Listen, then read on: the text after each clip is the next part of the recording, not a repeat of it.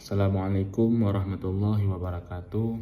Nama saya Alfi Syahri. Di sini saya akan menjelaskan materi tentang asas-asas hukum perikatan. Hukum perikatan merupakan bagian suatu dari hukum perdata yang mengatur hubungan hukum antara pihak-pihak yang berhubungan dalam suatu perikatan. Perikatan sendiri itu adalah hubungan hukum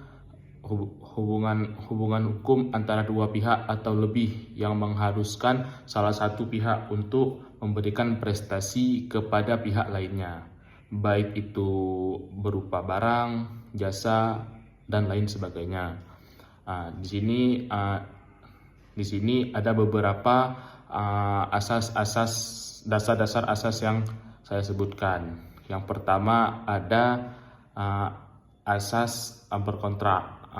Asas kebebasan berkontrak.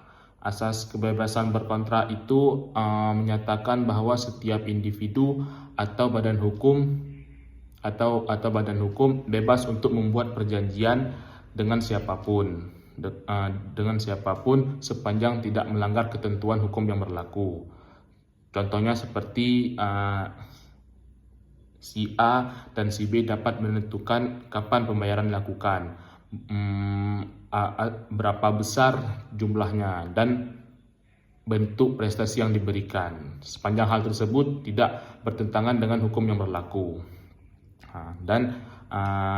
Contoh yang kedua ada asas itikat baik.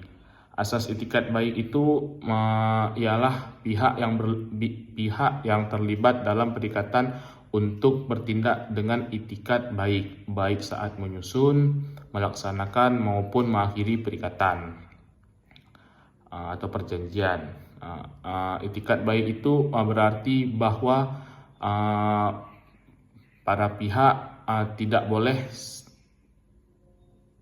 saling menipu atau menyalahgunakan posisi dan harus bertindak secara jujur dan adil dalam hubungan perikatan mereka. Itu yang asas itikat baik. Ada juga asas kepastian hukum. Asas kepastian hukum itu mengharuskan setiap perikatan yang dibuat oleh pihak-pihak terkait memiliki kepastian yang jelas. Perikatan yang tidak jelas atau tidak dapat dipahami dengan baik dapat menimbulkan keraguan atau bahkan sengketa hukum. Contohnya seperti perjanjian yang memuat ketentuan yang sama atau ambigu dapat menimbulkan perbedaan dapat menimbulkan perbedaan yang sangat berbeda di kemudian hari nanti. Ada juga asas dan yang keempat tadi ada juga asas kewajiban hak dan timbal balik. Yaitu setiap perikatan melibatkan hak dan kewajiban yang saling berkaitan antara para pihak. Setiap pihak yang terlibat dalam perikatan berhak untuk memperoleh prestasi dari pihak lain dan berkewajiban untuk memenuhi kewajibannya. Contohnya perjanjian yang memuat ketentuan yang contohnya itu perjanjian jual beli. Penjual berkewajiban untuk menyerahkan barang yang dijual, sementara pembeli berkewajiban membayar harga barang tersebut. Dan ada juga asas keberlakuan perikatan. Asas ini menyatakan bahwa perikatan yang dibuat oleh dua pihak yang sah dan memenuhi syarat, yaitu suatu perjanjian akan berlaku secara penuh bagi para pihak yang terlibat.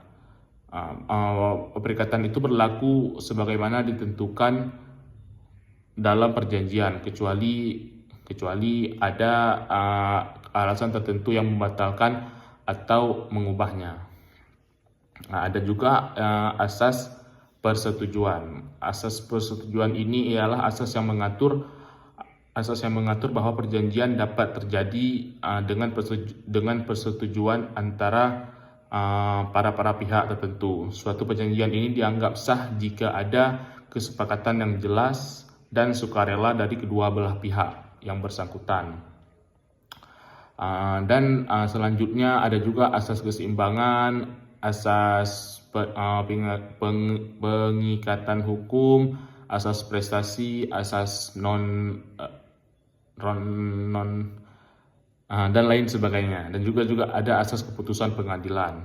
Nah, di sini bisa kita ambil kesimpulan, asas-asas hukum perikatan ini tersebut berfungsi sebagai landasan untuk menciptakan kewajiban yang adil, transparan, dan dapat bertanggung jawab atas hal-hal tertentu. Setiap asas ini saling terkait satu sama lain, sehingga membentuk suatu sistem yang memberikan perlindungan hukum bagi pihak-pihak yang terlibat dalam perikatan.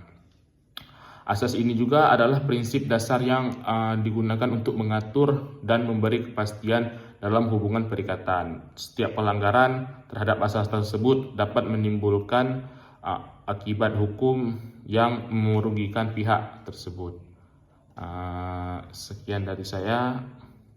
Assalamualaikum warahmatullahi wabarakatuh.